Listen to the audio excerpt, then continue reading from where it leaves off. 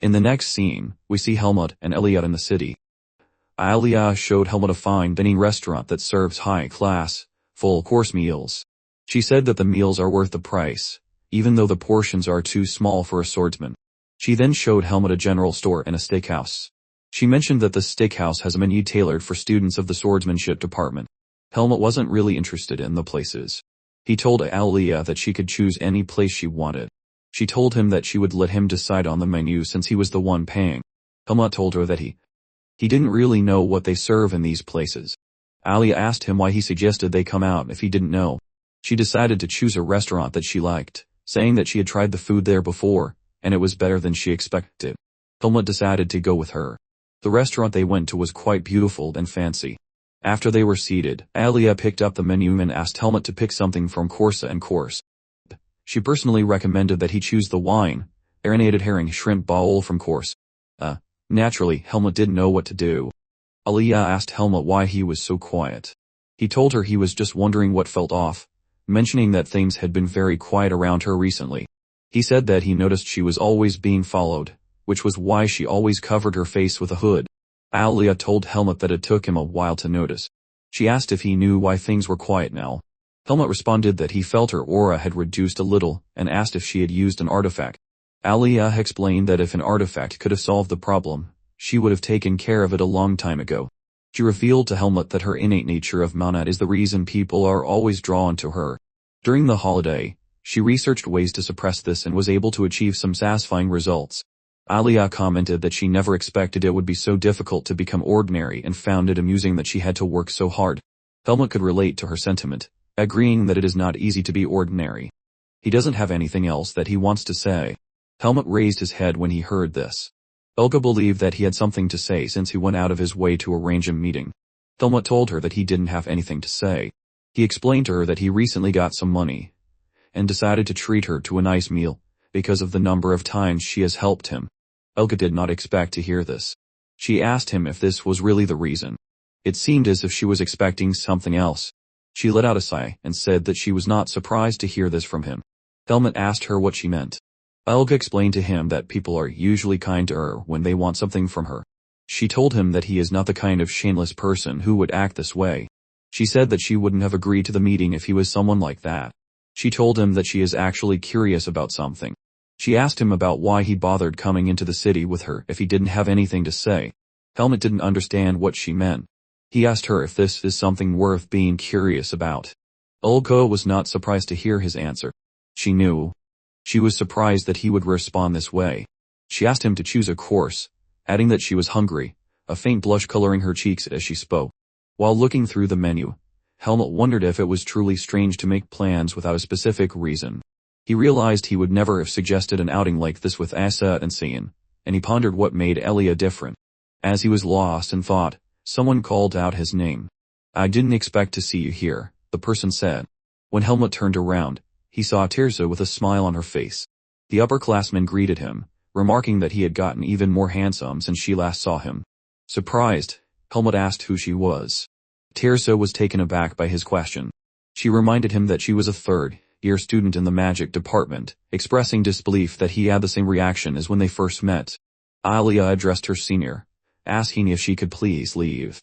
Tirza and her friend laughed, with Tirza commenting that Elia was as prickly as ever. Tirza's friend then asked if Helmut was the boy she had mentioned. The girl, who had been mentioned, waved to Helmut and introduced herself as Sofia. She, too, was a third-year student in the magic department. She candidly told Helmut that he was seriously good-looking. Beside her, Tirza suggested that they all eat together, remarking that fate must have brought them to the same place. She added that their presence would brighten the atmosphere, suggesting it was better than watching two men eat by themselves. Elia, choosing to remain polite to her senior, asked her to please leave. However, Tirza turned her attention to Helmut, stating that she wasn't asking for Elia's permission. She inquired if he was interested, and even offered that she and Sofia, as his seniors, could cover their bill. Annoyed by the offer, Elia urged Helmut to ignore them. Helmut, however, apologized to Tirza and politely stated his preference not to be disturbed. He assured her they need not worry about the bill and would appreciate it if they could dine at separate tables. This response surprised both Tirza and Sofia. Tirza, unable to accept the rejection, questioned if he was being considerate of Alia's feelings and encouraged him to express his true thoughts, asserting that a true friend like Alia would respect his opinion. Helmut reiterated that this was what he wanted and, showing her the menu, mentioned he still needed to decide on his meal. He then pointedly asked if she could return to her own table. Embarrassed and in disbelief, Hirsa called Helmut clueless. She insisted that he should graciously accept any kindness shown by his seniors and commented on how he and Alia were always together, calling it suspicious. She then questioned what he would do if rumors began to spread about them at the academy. At this point, Safia attempted to calm her friend down, but Alia slammed her hand on the table. With an angry expression, she confronted her senior, asking if words were not enough, and if she needed to be forcefully removed. Unintimidated, Hirsa retorted that Alia had become arrogant since returning from her holiday, and declared she would teach her what it means to properly respect her seniors. Before the situation could escalate further, a large man in a suit appeared beside their table. The waiter told the girls that they were disturbing the other customers, and asked them to go outside if they wanted to cause a scene. A while later, Helmut and Alia were seen eating the steak they had ordered. Helmut asked Alia if the waiter was a graduate of the swordsmanship department, noting the strong pressure he felt from the man. Alia observed that Helmut had changed a little, which she meant as a compliment. She advised him to handle any strange people who might try to cling to him in the same way he had handled Tirsa.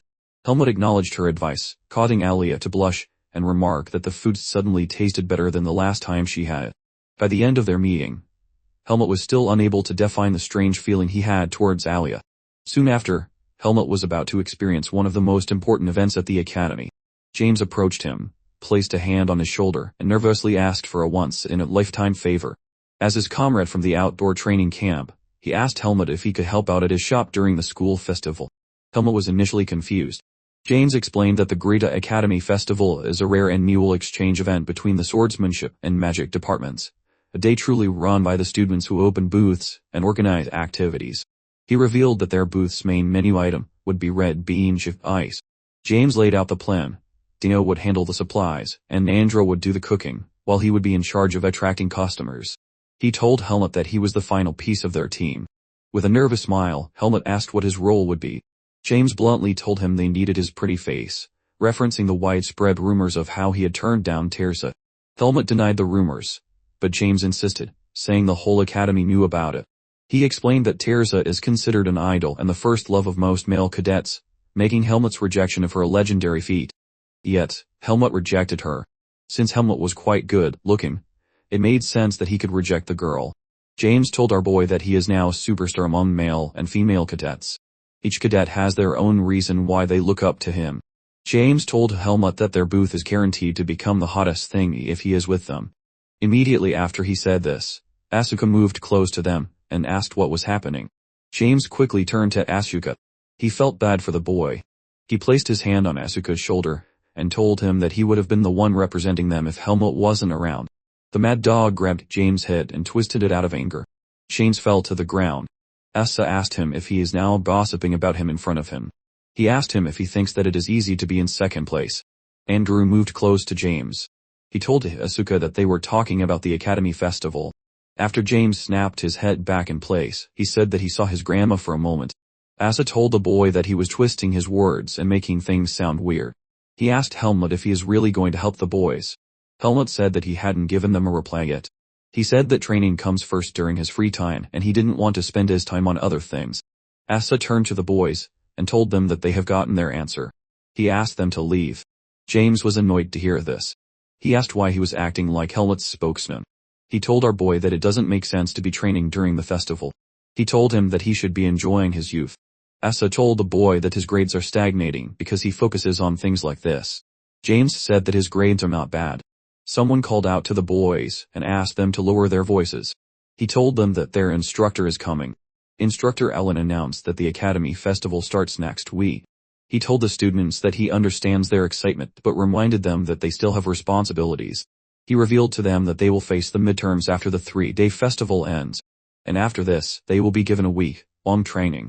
Professor Ellen told the students that there would be a final exam and a selection tournament at the end of the second semester. Dio became nervous when he heard about a selection tournament. A student named William asked Alan what the tournament was about, and Alan asked him to wait until he had finished explaining. He revealed to the students that the tournament will be held to select representatives for the Ben combined swordsmanship competition. Helmut had never heard of such a competition, and it piqued his interest. Alan explained to his students that it is a joint event between Greta Academy and the other two academies of Ben. He said that it is a rare opportunity and told the students that they were expecting a lot from them. The selection will choose 4 representatives in total, 2 from the 1st to 3rd year and 2 from the 4th to 6th year. Alan advised the students to take the tournament seriously, even if they don't aim to be selected, telling them that it will still count as their final exam. Andro remarked that it was surprising the temple allowed this event since Boden's mainly focuses on training mages, and the temple usually blocks joint events like this. Helmut asked his friend why the temple would restrict mages. Andro explained that it is because mages do not believe in the gods. From the temple's perspective, mages are simply people who threaten divine authority. Dio quickly turned to Andro and asked him to lower his voice, telling him that not everyone there was outside of the Lumen faith. James asked Andro if he knew why the temple would suddenly change its stance. Andro asked if he had not heard about what happened in Debaser, saying that the kingdom was shaken to its core, which strained its relationship with the temple. If the temple were to clash with Ben as well, they would be making too many enemies. Ellen clapped his hands and asked the students to stop talking. He told them that this was all he had to say, and asked them to go back to their training. Before he came down from the stage, he remembered something, and announced that the high priest of Lumen might visit their academy. He advised them not to act disrespectfully if they were to run into him on campus. Helmut was surprised to hear this. Asa found it odd that priests were coming to an academy's festival and wondered what they wanted to see there. Helmut recalled that the priests he had faced said that the high priest, whose name is Mardalaus, was the one who asked them to take out the divine swordsman and his grandson. Helmut also recalled that a priest was able to sense his seed of darkness instantly. He knew that he could be exposed if he ran into the high priest. He wondered if he should just hide in his dormitory, but quickly realized that this was a bad idea. It would be much easier for the priest to sense his seed of darkness when he is alone. Helmut considered leaving the academy during the festival, but he didn't have an excuse to leave for 3 full days. The moment he thought of this, an idea struck him, and he quickly turned to James. The scene shifts, and we see Alia open a door and call out to the dean. The man asked her to come in. She told him that she heard he had something for her. The man told her that it was actually from Haika, who had sent her a gift. Alia was surprised to hear this. The dean took out a small box and placed it on the table, saying that Haika had asked him to pass it unto her so that she could enjoy the upcoming festival. Alia picked up the gift and looked at it carefully. She asked the dean if there was anything strange inside, suggesting there might be poison. The man asked her to relax, reminding her that Haika is her only blood relative and wouldn't do something like that. He said that he had already checked it himself. He then asked if she had heard that the high priest will visit their academy. The dean felt bad for her, because she came to Ben to avoid the temple's eyes. Alia said that it couldn't be helped, and that they simply needed to prepare thoroughly. When Alia opened the box, she found a note and a bracelet inside. She opened the letter to read it. Haika asked if she was adjusting to academy life well this semester, and told her that being the top student was guaranteed with her skills. He wrote that festivals are meant to be enjoyed and that he had made the bracelet because he thought it would help. He explained that it is an enchanted bracelet that grants temporary polymorph magic to its user. He assured Alia that even a high priest wouldn't be able to notice her unless he looked at her up close. He asked her to thank him in person later and to have fun at the festival. Alia told the dean that there was still a way for her to survive. She put the box away and said that she would be taking her leave. The dean called out to her and begged her to be careful. Alia could tell that he was concerned and asked him not to worry. She turned around and said that the temple will never take anything from her again.